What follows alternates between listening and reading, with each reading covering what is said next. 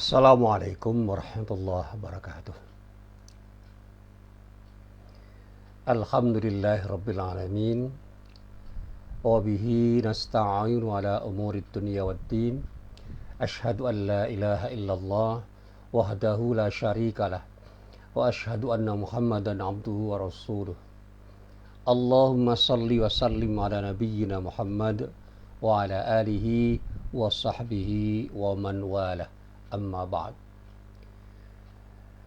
Para jamaah yang dirahmati Allah, alhamdulillah pada pagi hari ini kita bisa berjumpa lagi.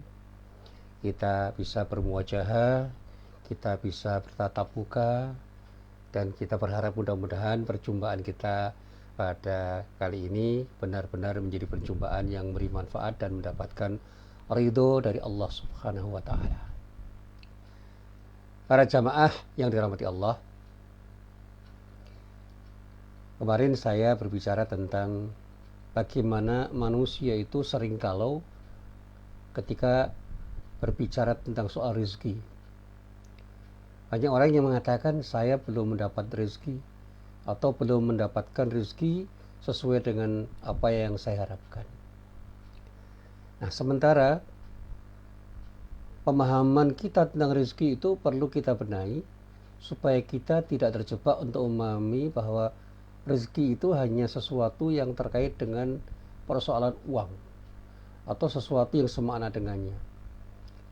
Sehingga orang dengan serta-merta akan mengatakan syarat rezekinya atau perlu mendapatkan rezeki yang seperti apa yang diharapkan hanya karena belum memiliki cukup uang seperti yang diinginkan.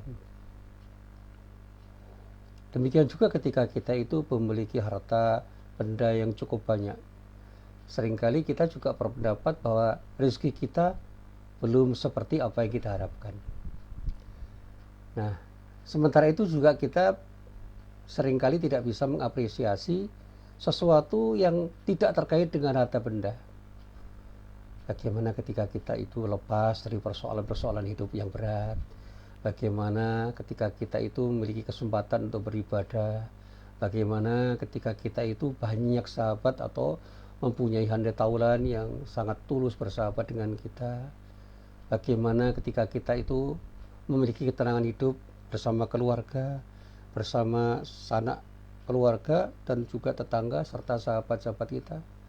Itu semua adalah sesuatu yang terkait dengan rezeki. Bahkan ketika orang itu memiliki istri atau suami yang sholihah dan sholih, itu adalah rezeki dari Allah dan nilainya seringkali jauh lebih tinggi daripada harta benda yang kita miliki.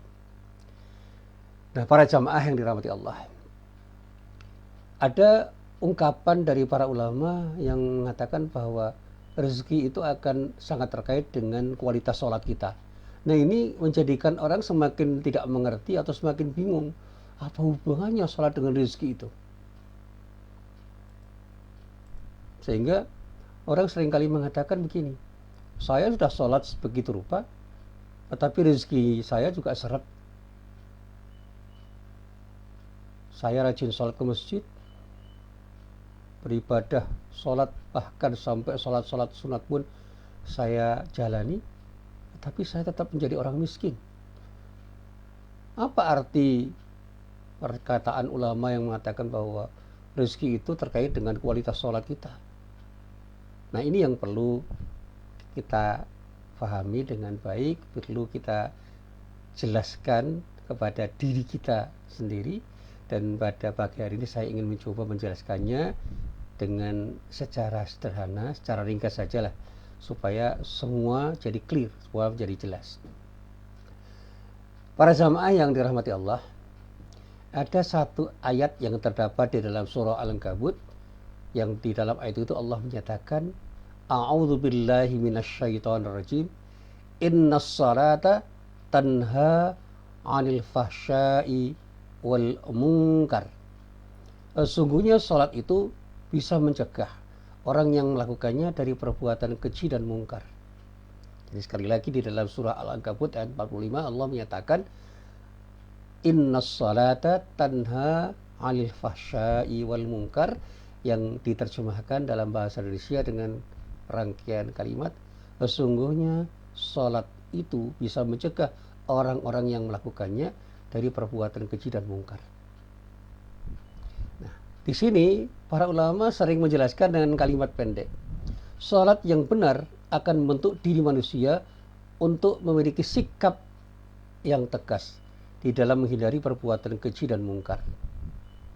Perbuatan yang melanggar aturan-aturan kesusilaan, perbuatan-perbuatan yang melanggar aturan-aturan hukum, perbuatan-perbuatan yang melanggar aturan-aturan kemanusiaan dan aturan-aturan kemasyarakatan, dan perbuatan-perbuatan yang melanggar aturan kesopanan, serta perbuatan-perbuatan yang diingkari atau bertentangan dengan fitrah manusia dan berpotensi untuk menimbulkan kemudaratan, akan terhindar semua ketika orang itu benar-benar telah melaksanakan sholat. Nah, orang yang telah melaksanakan sholat dengan baik dan benar punya kemampuan untuk menghindar dari perbuatan keji dan mungkar itu. Sehingga para ulama mengatakan dengan sholatnya manusia nanti akan memperoleh rezeki yang diharapkan dari Allah karena terhindar dari perbuatan-perbuatan yang tidak diridhoi, tidak dicintai, tidak diinginkan, tidak disenangi oleh Allah Subhanahu wa taala, karena perbuatan itu memang melanggar aturan-aturan Allah dan bertentangan dengan prinsip-prinsip kemanusiaan yang pada saatnya kita ketika melakukannya benar-benar dianggap telah melanggar aturan Allah itu. Fitrah manusia itu selalu condong atau cenderung untuk taat kepada aturan Allah. Nah, ketika orang sudah melanggar aturan Allah, sebenarnya dia telah mengingkari fitrahnya sendiri. Dan karena mengingkari fitrahnya, tindakannya itu berpotensi untuk menimbulkan kemudaratan baik bagi dirinya maupun orang lain, dan berpotensi untuk tidak mendapatkan ridho dari Allah Subhanahu wa taala. Sehingga dia akan jauh dari rezeki dari Allah, karena Allah lah pemilik rezeki. Allah lah yang akan memberi rezeki, dan Allah tidak akan ridho terhadap orang-orang yang tidak ridho untuk taat kepadanya, yang karenanya kemudian rezeki yang datang dari Allah akan terhambat karena sikap dan perilakunya sendiri. Sehingga kita bisa memahami, ketika kita melakukan perbuatan-perbuatan yang mendapatkan ridho dari Allah berupa amal soleh yang kita hadirkan, kita lakukan, kita kerjakan dengan taat kepada Allah, maka insya Allah Allah akan berkenan memberikan rezeki atau membagikan rezeki dari dirinya untuk hamba-hambanya berupa rezeki apapun yang semuanya itu milik Allah dan akan dibagikan oleh Allah kepada orang-orang yang berhak untuk mendapatkannya. Nah, para jamaah yang dirahmati Allah, ada satu rangkaian doa dari Nabi Ibrahim alaihissalam yang sering dibacakan oleh para ustadz, para ulama, para qori, para mubalik di dalam ceramah-ceramahnya. Doa itu terdapat di dalam surah Ibrahim ayat 37. Di dalam ayat itu dikatakan, Nabi Ibrahim menyatakan, A'udzubillahi minasyaitonirrajim. Rabbana inni askantu min dzurriyyati biwadin ghairi dzi zar'in 'inda baitikal muharram. Rabbana liyuqimus salata faj'al af'idatan minan nasi tahwi ilaihim warzuqhum minas thamarati la'allahum yashkurun. Yang kalau kita terjemahkan dengan bahasa yang enak, di dalam doa ini Nabi Ibrahim alaihissalam menyatakan, ya Tuhan kami, sesungguhnya aku telah menempatkan sebagian keturunanku di lembah yang tidak mempunyai tanaman-tanaman di dekat rumah Engkau. Maksudnya Baitullah yang dihormati. Ya Allah, ya Tuhan, yang demikian itu agar mereka melaksanakan sholat, maka jadikanlah hati sebagian manusia cenderung kepada mereka, dan berilah mereka rezeki dari buah-buahan, mudah-mudahan mereka bisa bersyukur. Lalu kita bisa melihat pada ayat 132, ini ada sebuah ayat yang menyatakan bahwa Allah memerintahkan kepada Nabi Muhammad SAW dengan pernyataan, wa'mur ahlaka bis salati wastabir 'alaiha la nas'aluka rizqa nahnu narzuqu wal 'aqibatu littaqwa. Inilah firman Allah yang terdapat di dalam surah Thaha ayat 132. Nah, kenapa ayat ini saya hubungkan? Karena ayat ini berkaitan dengan pemahaman para ulama terkait dengan doa Nabi Ibrahim yang terdapat di dalam surah Ibrahim ayat 37. Di dalam ayat 132 surat Thaha itu, Allah memerintahkan kepada Nabi Muhammad SAW, dan perintahkanlah keluargamu ya Muhammad untuk melaksanakan sholat dan sabar dalam mengerjakannya. Kami tidak meminta, kami tidak pernah sekalipun meminta rezeki kepadamu.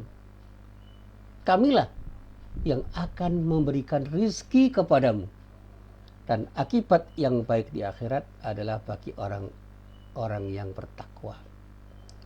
Nah, di sini Allah menyatakan kepada Nabi Muhammad SAW untuk mengajak kepada keluarganya agar melaksanakan sholat dan sabar di dalam melaksanakan sholat. Jadi sholat itu memang harus dilakukan dengan kesabaran. Semakin prima kesabaran orang di dalam mengerjakannya, insya Allah sholat orang itu akan semakin baik. Dan Allah menyatakan bahwa Allah tidak akan pernah sekalipun meminta rezeki kepada diri kita melalui Nabi Muhammad SAW.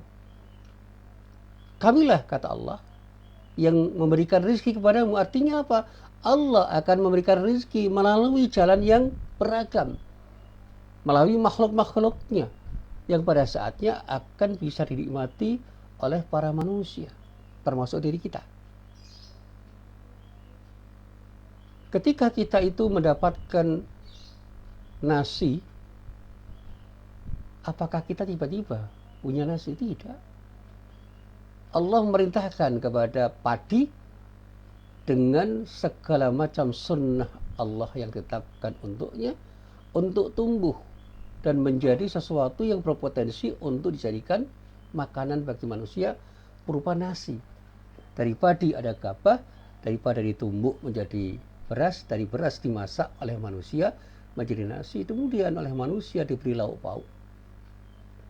Manusialah yang kemudian mengerjakan apa yang menjadi sunnatullah tentang cocok tanam padi itu, yang dengan cara yang benar orang akan menghasilkan hasil tanaman padinya menjadi sesuatu yang pada akhirnya akan menjadi bagian dari sesuatu yang dinikmati oleh para manusia.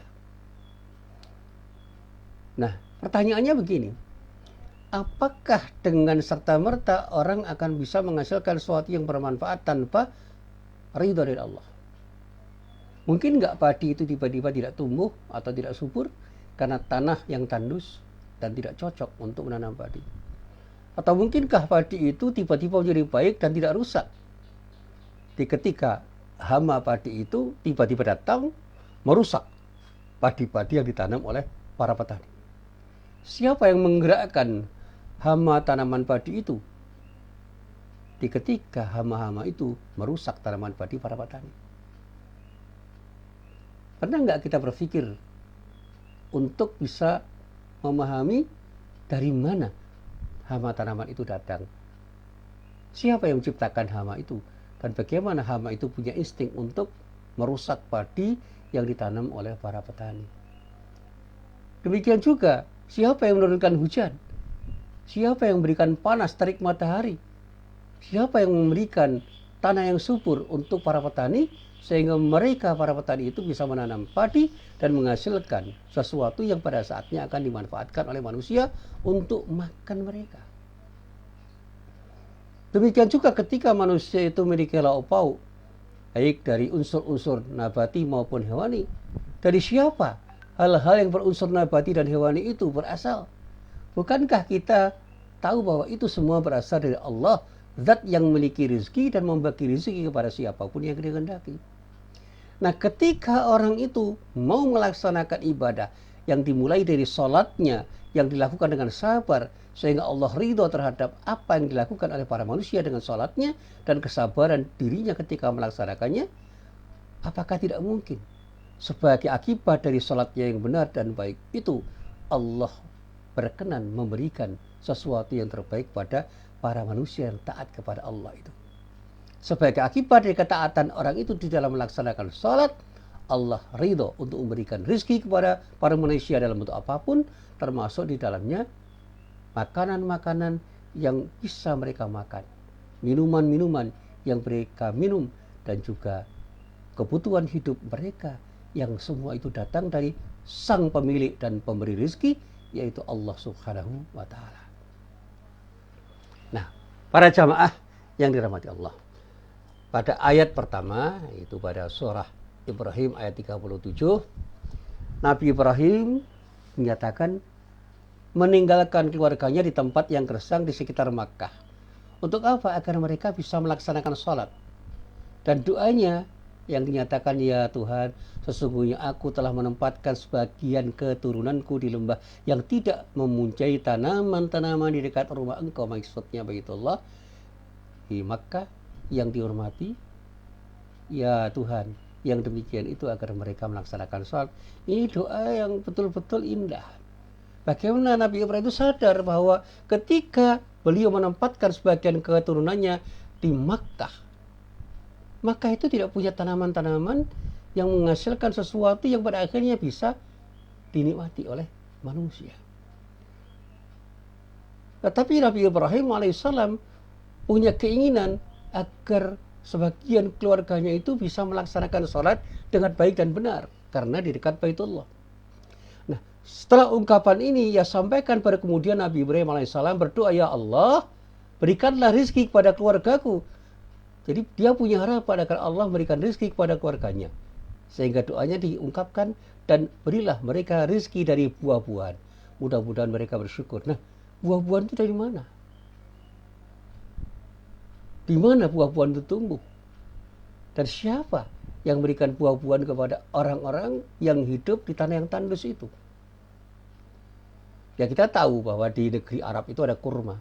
Tapi ketika kita berada di tanah Arab, dimanapun termasuk di Makkah dan juga Madinah, kita bisa menyantap, bisa menikmati buah-buahan yang segar yang datang dari negeri-negeri yang punya kepentingan untuk mengekspor buah-buahan di tanah suci, karena mereka punya kepentingan ekonomi misalnya untuk mengirim buah-buahan itu dan terbeli oleh orang-orang di tanah suci untuk dinikmati oleh mereka. Sekarang ini bisa kita lihat bagaimana ketika berumrah, ketika berhaji, kualitas buah-buahan yang kita makan di tanah suci itu seringkali jauh lebih berkualitas daripada buah-buahan yang bisa kita makan di negeri kita, negeri Indonesia itu.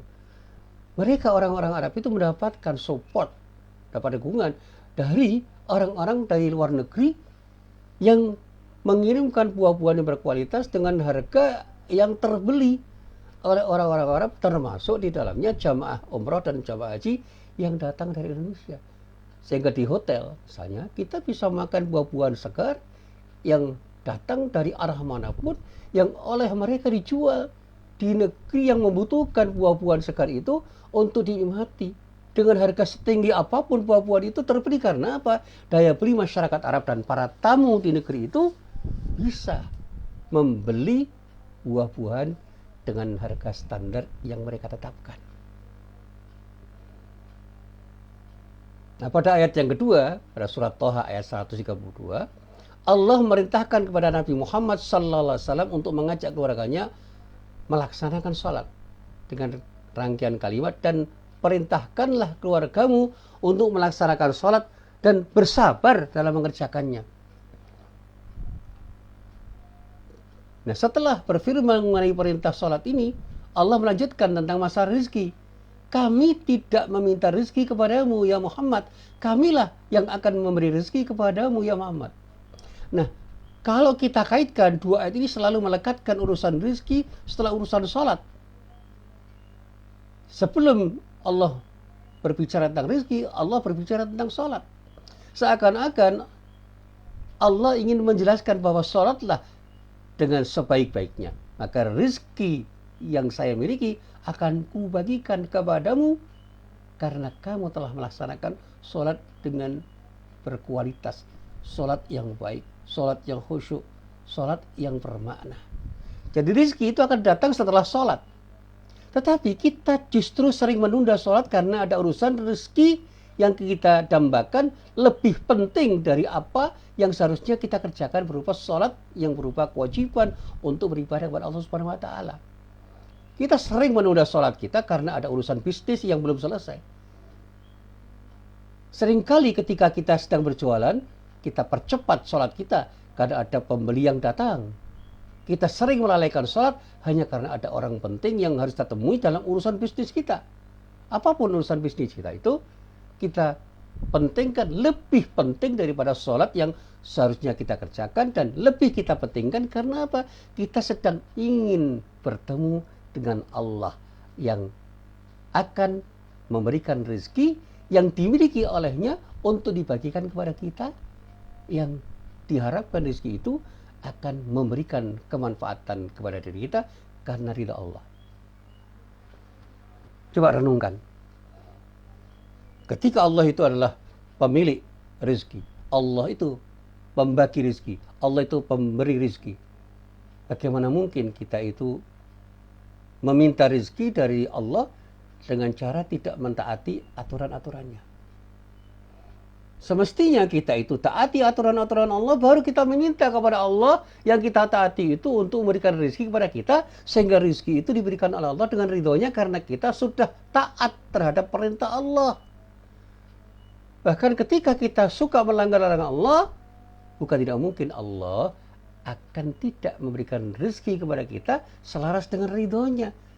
Sehingga banyak orang yang mendapatkan harta berlimpah dengan cara yang tidak benar, mereka menyangka mereka telah mendapatkan rezeki dari Allah, pada saatnya justru Allah memberikan sesuatu itu untuk membuat mereka semakin lalai dengan konsep istidraj. Artinya Allah membiarkan mereka itu mendapatkan kelimpahan-kelimpahan harta, tetapi dengan kelimpahan itu justru mereka akan semakin jauh dari Allah, dan pada saatnya Allah tidak ridho terhadap apa yang mereka lakukan, sehingga rezekinya tidak membawa berkah bagi mereka. Para koruptor itu merasa bahwa dia telah mendapatkan sesuatu yang terbaik, padahal dengan korupsi dia sudah melanggar aturan Allah, sehingga Allah tidak ridho terhadap apa yang mereka lakukan, sehingga harta yang mereka dapatkan dari hasil korupsi itu tidak akan membawa berkah pada dirinya, pada keluarganya, sanak kerabatnya, dan orang-orang yang menikmati hasil korupsi mereka. Dan itu tidak hanya berlaku untuk pribadi, untuk keluarga, untuk kelompok masyarakat tertentu, tapi bisa juga berlaku untuk negeri yang dibiayai dengan uang hasil korupsi atau hasil dari sebuah proses upaya manipulatif, yang dengan upaya itu sesungguhnya mereka telah melanggar aturan-aturan Allah. Naudzubillah min dzalik. Jadi saya sering mengatakan, mari kita cari rezeki dengan cara yang benar. Insya Allah rezeki yang kita dapatkan akan memberi berkah karena Allah ridho. Sekecil apapun yang kita dapatkan dari Allah berupa rezeki Allah, kita syukuri karena kita telah melakukan tindakan yang benar dalam rangka taat kepada Allah. Dan jangan pernah bangga ketika kita mendapatkan sesuatu yang serba banyak dengan cara yang melanggar aturan-aturan Allah, karena pada saatnya Allah tidak akan ridho terhadap apa yang kita lakukan, sehingga apa yang kita dapatkan tidak akan membawa berkah bagi diri kita, bagi anggota keluarga kita, dan bagi orang yang menikmati apa yang kita dapatkan. Nah, para jamaah yang dirahmati Allah, sekali lagi saya ingin menegaskan, apa sih rezeki itu? Cukup lama saya berpendapat bahwa sholat duha misalnya, sholat tahajud misalnya, membaca Al-Quran misalnya, membaca zikir, itu dapat menjadi penyebab terbukanya pintu rezeki.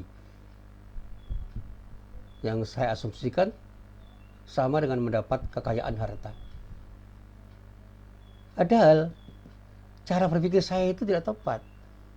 Ibadah-ibadah itu sendiri adalah rezeki. Ketika kita itu mampu melaksanakan sholat duha, melaksanakan sholat tahajud, membaca Al-Quran dan membaca zikir-zikir yang kita ucapkan dalam rangka untuk mendekatkan diri pada Allah, itu adalah rezeki yang diberikan oleh Allah kepada diri kita. Karena tidak semua orang mendapatkan hidayah seperti itu. Karena yang saya pahami bahwa rezeki itu adalah sesuatu yang berwujud harta benda. Bisa berwujud uang, gaji yang besar, banyak order, banyak job, urusan kerjaan lancar, banyak tabungan di bank, punya banyak aset seperti kendaraan, properti di sana sini. Yang intinya ada semua itu adalah berupa kekayaan materi. Disitulah saya mulai galau. Inikah yang namanya rezeki? Ternyata apa yang menjadi pendapat saya itu salah besar.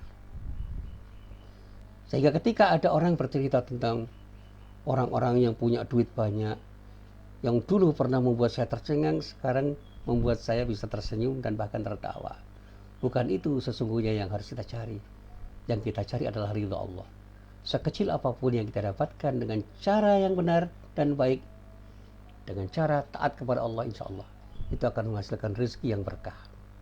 Tetapi sebanyak apapun yang kita miliki, yang semua kita miliki dengan cara yang tidak benar, dengan cara yang tidak baik, dengan cara yang tidak sesuai dengan aturan Allah, disitulah sebenarnya apa yang kita peroleh itu bukan rezeki yang sesungguhnya harus kita dapatkan, karena bukan tidak mungkin kita akan tidak mendapatkan ridho dari Allah Subhanahu wa Ta'ala. Jadi setelah saya mencari tahu lebih dalam tentang apa makna rezeki dalam Islam, ternyata saya sudah berpikir menyimpang. Sesat pikir saya itu sudah semakin lama membuat saya galau, dan akhirnya saya kembali untuk berpikir dengan baik dan benar tentang rezeki itu, dan itulah yang membuat saya tenang. Saya sadar bahwa ternyata langkah kaki yang dimudahkan oleh Allah untuk hadir ke majelis ilmu itu adalah rezeki yang telah diberikan oleh Allah kepada diri saya. Langkah kaki yang dimudahkan oleh Allah untuk berjamaah di masjid itu adalah bagian dari rezeki Allah yang telah diberikan oleh Allah kepada diri saya. Hati saya yang jauh dari sifat iri, sifat dengki, kebencian dan dendam, itulah rezeki yang perlu saya syukuri dari Allah Subhanahu wa Ta'ala. Ketika saya punya teman-teman yang saleh dan saling mengingatkan dalam kebaikan, itulah rezeki Allah untuk diri saya. Saat keadaan sulit serta penuh keterbatasan pun itu juga rezeki Allah, karena mungkin jika kita dalam keadaan sebaliknya justru akan membuat diri saya condong bersikap kufur, sombong, angkuh dan bisa lupa diri. Dan pada saatnya ketika saya diberi kesulitan dan penuh keterbatasan, disitulah Allah mendidik saya untuk bersikap sabar. Ketika saya punya orang tua yang pada waktu itu sakit, itu adalah rezeki dari Allah, karena ketika kedua orang tua saya sakit, itu merupakan ladang amal pembuka pintu surga bagi diri saya ketika saya bisa mengurusnya dengan ikhlas karena Allah. Ketika saya punya tubuh yang sehat, itulah rezeki dari Allah. Dan sebaliknya ketika saya punya tubuh yang sakit, itu rezeki Allah. Karena pada saat saya sehat, saya bisa bersyukur. Dan pada saat saya sakit, saya bisa bersabar. Bahkan saat saya diuji dengan sakit, itu juga merupakan bentuk lain dari rezeki Allah. Karena sakit ternyata bisa menjadi pengukur dosa-dosa saya. Jadi maaf, saya pernah sakit pada waktu saya masih jadi mahasiswa, berupa sakit tifus yang membuat saya itu lemah lunglai dan bahkan tidak bisa berdiri, sehingga saya harus sholat dengan duduk, dan bahkan dalam keadaan duduk pun lemah lunglai. Dan bahkan pada waktu itu saya berpikir, apakah ini akhir dari kehidupan saya dan saya harus menghadap Allah. Sehingga pada saat saya sholat tahajud, saya berdoa, ya Allah, berikanlah sesuatu yang terbaik untuk diriku. Ketika kau berikan kesempatan satu hidup, berikan kesempatan pada saya untuk beramal soleh dan meninggalkan kemaksiatan. Tetapi ketika engkau berkehendak untuk memanggil diri saya, panggillah saya, dan mudah-mudahan saya hadir di sisimu dengan maghfirah dan rahmatmu, karena saya meninggal dalam keadaan husnul khotimah. Dan itu terjadi pada tahun 1984 pada waktu itu. Dan akhirnya Allah memberikan kesembuhan pada diri saya, sehingga saya merasa bahwa saya punya kesempatan hidup yang kedua untuk lebih mendekatkan diri saya kepada Allah. Dan saya sadar bahwa apa yang terjadi pada diri saya pada waktu itu adalah ujian kesabaran yang menumbuhkan sikap yang baik untuk bisa lebih mendekatkan diri saya kepada Allah Subhanahu wa Ta'ala. Para jamaah yang dirahmati Allah, bahkan saya pernah bercerita pada jamaah saya, mungkin saja akan ada jutaan list lain dalam bentuk rezeki yang mungkin saja tidak kita sadari. Ketika kita itu menjadi suami bagi istri yang salihah dan bisa menjadi salih karena istri kita yang salihah, dan ketika kita punya anak-anak yang salih dan salihah, itulah rezeki dari Allah. Ketika kita bisa hidup rukun bersama anak istri serta tetangga yang baik, itulah rezeki dari Allah. Bahkan bila kita mendapatkan kiriman kajian tausiah keagamaan yang mengajak dan mengingatkan diri kita tentang kebaikan, itu juga rezeki. Karena kita akan mendapatkan ilmu dan bahkan akan mendapatkan arahan untuk menjadi lebih dekat kepada Allah. Dan saya selalu mengatakan kepada para jamaah saya, termasuk pada mahasiswa saya, coba pikirkan mengapa kita harus mempercepat sholat demi pembeli dan kepentingan-kepentingan lainnya yang bersifat duniawi, sementara kita sedang menghadap Ar-Razzaq, sang pemilik dan pengatur rezeki, Allah Subhanahu wa Ta'ala. Mengapa kita harus menunda sholat kita demi bertemu dengan seseorang untuk melakukan aktivitas yang kita anggap lebih penting daripada aktivitas sholat, sementara Allah lah sang pemegang semua urusan itu. Mengapa kita harus bertemu dengan orang yang kita anggap lebih penting dibandingkan Allah dan melupakan pertemuan dengan zat yang lebih penting, yaitu Allah, karena segala urusan ada di bawah kekuasaan Allah. Para sahabat, para pendengar, para pemirsa, para jamaah yang dirahmati Allah, mari kita perbaiki cara berpikir kita agar tidak lagi mendahulukan sesuatu yang penting dan melalaikan sesuatu yang jauh lebih penting. Dan semoga Allah menerima sholat-sholat kita yang benar-benar kita lakukan dalam rangka untuk mendapatkan ridha Allah, serta memberikan rezeki yang penuh dengan berkah dengan sholat-sholat kita.